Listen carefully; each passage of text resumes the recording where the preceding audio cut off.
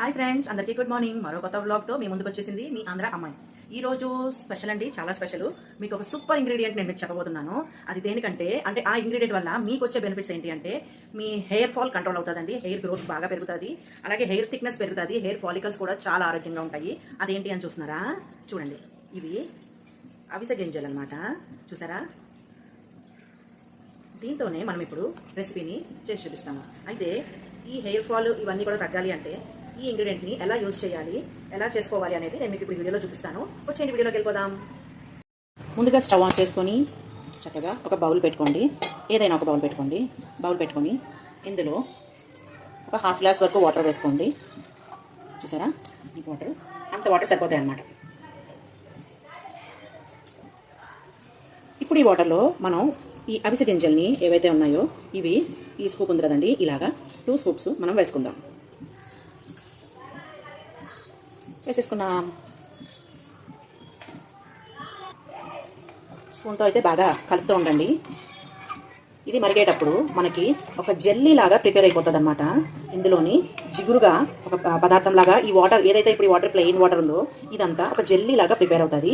అప్పటి వరకు కూడా మనము సిమ్లోనే పెట్టుకొని దీనిని ఇట్లా తిప్పుతూ ఉండాలి. పొయ్యి వదిలేసి మాత్రం ఎక్కడికి వెళ్ళకండి, పొయ్యి దగ్గరే ఉండండి, ఎందుకంటే అడుగంటుతుంది.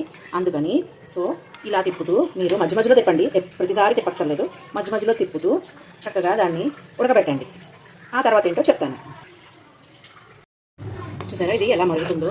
ఇది బాగా దగ్గర కావాలండి. ఇప్పుడు మీకు నురగ కనిపిస్తుంది కదా, మొత్తం ఇలా నురగ కింద వచ్చి బాగా చిక్కగా ఉడికిపోతుంది అనమాట. ఇది ఉడికినప్పుడు మనకి రైస్లో ఎలాగైతే కొంచెం స్టిక్కీనెస్ వస్తుందో వాటర్లో, సేమ్ ఇందులో కూడా అలాగే స్టిక్కీనెస్ అనేది బయటకు వస్తుందండి. ఈ నార్మల్ వాటర్ అంతా కూడా చక్కగా ఒక జెల్లీ లాగా ఫామ్ అయిపోతాయి అనమాట. ఇది ఇంకా ఉడకాలి, ఇంకా టైం ఉంది. చాలా మంది ఇందులో మెంతులు కూడా వేసుకోవచ్చు. అయితే నానబెట్టిన మెంతులు అయితే ఇంకా బాగా తొందరగా ఉడుకుతాయి. మెంతులు అప్పటికప్పుడు ఉడకబెట్టాలి అంటే చాలా టైం టేకింగ్ ప్రాసెస్ అండి. సో అందుకే నేను మెంతులు ఇందులో యాడ్ చేయట్లేదు. నేను ఇది నార్మల్గా అవిసె గింజలు మాత్రమే వేస్తున్నాను.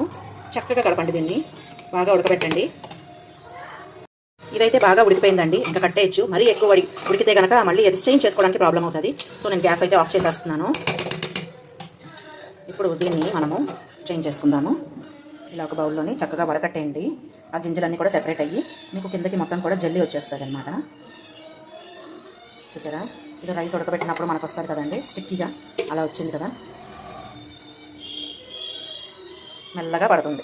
సరే, కనిపిస్తుందా మీకు? స్లోగా కూడా నేను స్ట్రెయిన్ చేసేసానండి. చూసారా ఇలాగా జల్లీలాగా థిక్గా వచ్చిందో? చూసారా? అదిగోండి ఈ కన్సిస్టెన్సీలో మనకి ఇలా జల్లీలాగా ఫామ్ అవ్వాలి.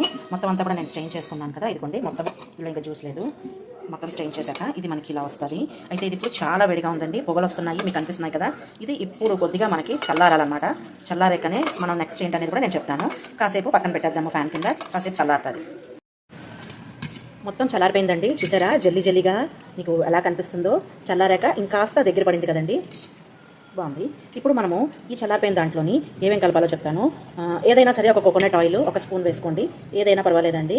మీరు ఇంట్లో యూజ్ చేసే కోకోనట్ ఆయిల్ ఏదైనా సరే, ఇలాగా ఒక స్పూను కోకోనట్ ఆయిల్. తర్వాత ఇది వచ్చేసి ఆముదం అండి.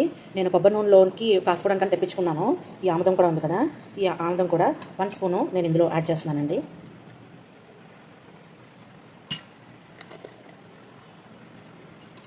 అంతేనండి. ఈ 2 పదార్థాలు కలిపిన తర్వాత కూడా దీన్ని చక్కగా బాగా బీట్ చేసుకోండి, అన్ని ఇంగ్రీడియంట్స్ చక్కగా కలిసేలాగా. ఇదిగోండి బాగా కలుపుకున్న తర్వాత చూసారా కలర్ కూడా చేంజ్ అయింది. ఆముదం ఆయిల్ కలిపిన తర్వాత మనకి ఇంకా ఇప్పుడు ఇది రెడీ టు అప్లై అండి. హెయిర్ చక్కగా మీరు ఒకసారి చిక్కు మొత్తం తీసేసుకొని తలదూకొని ఆ హెయిర్ మీద ఇది కుదుళ్ళకు పట్టేలాగా చక్కగా పైనుంచి కింద వరకు కూడా మొత్తం ఎంతవరకు హెయిర్ ఉందో అంతవరకు కూడా అప్లై చేసుకోండి. అప్లై చేసిన తర్వాత ఒక ½ అవర్ టు 1 అవర్ వెయిట్ చేయండి. వెయిట్ చేసి మీరు హెడ్ బాత్ చేసేసుకోవచ్చు అండి. ఏదైనా ఒక మైల్డ్ షాంపూతో హెడ్ బాత్ చేసుకోండి. ఇలా వీక్లీ ట్వైస్ చేస్తే కనుక మీ హెయిర్ అస్సలు రాలమన్నా కూడా రాలదండి. చాలా చాలా కండిషనింగ్, చాలా చాలా బెనిఫిట్స్ ఉంటాయి. ఇది యాక్చువల్గా అవిసె గింజలు తింటారు కూడా. ఈ పౌడర్ కూడా హాట్ వాటర్లో కలుపుకొని తాగితేనంట మనుషులు సన్నపడతారు. సో దీంట్లో మనకి అమినో యాసిడ్స్ చాలా ఎక్కువ ఉంటాయండి. లేడీస్కి చాలా చాలా మంచిదండి ఇది. ఇంకా బెనిఫిట్స్ కూడా మీకు ఉంటాయి. మీరు గూగుల్లో సెర్చ్ చేస్తే కూడా మీకు చాలా బెనిఫిట్స్ మీకు కనిపిస్తాయి. ఇప్పుడైతే నేను హెయిర్కి యూజ్ చేస్తున్నాను, మరి నేను అప్లై చేసుకుంటాను. ఇప్పుడు మీరు కూడా ఇంట్లో ట్రై చేసి మీరు కూడా అప్లై చేసుకోండి ఫ్రెండ్స్. నేనైతే నా హెయిర్ మొత్తం అప్లై చేసుకున్నానండి, చక్కగా అప్లై చేసుకున్నాను. ఇంకా మిగిలింది నేను ఒక చిన్న కంటైనర్లో పెట్టాను. ఇది మీరు చక్కగా ఫ్రిడ్జ్లో స్టోర్ చేసుకోండి.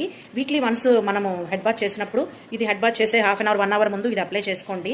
చక్కగా ఫ్రిడ్జ్లో తీసి డైరెక్ట్గా మాత్రం తలకి పెట్టుకోకండి. 1 అవర్ మీరు తలకి పెట్టుకుంటారనగా ఆ రోజు ఉదయమే ఫ్రిడ్జ్లోంచి తీసి బయట పెట్టేసుకోండి.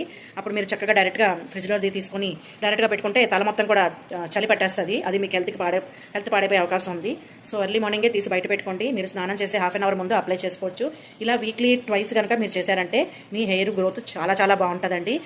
నేను చెప్పినట్టు హెయిర్ స్టెమ్ సెల్స్ అన్ని కూడా చాలా ఆరోగ్యంగా ఉంటాయి. సో హెయిర్ ఫాల్ తగ్గుతుందండి. చివర్లో చిట్లడం స్ప్లిటెంట్స్ అంటారు కదా, అవన్నీ కూడా తగ్గిపోతాయండి. చాలా సిల్కీగా అండ్ వాల్యూమ్ అయితే చాలా చాలా బాగా పెరుగుతుంది అనమాట. సో మీరు కూడా ఇంట్లో ట్రై చేస్తారని అనుకుంటున్నాను. ఈ వీడియో ఎలా అనిపించిందో కామెంట్ చేయండి. అలాగే సబ్స్క్రైబ్ చేసుకోండి friends. Thank you so much.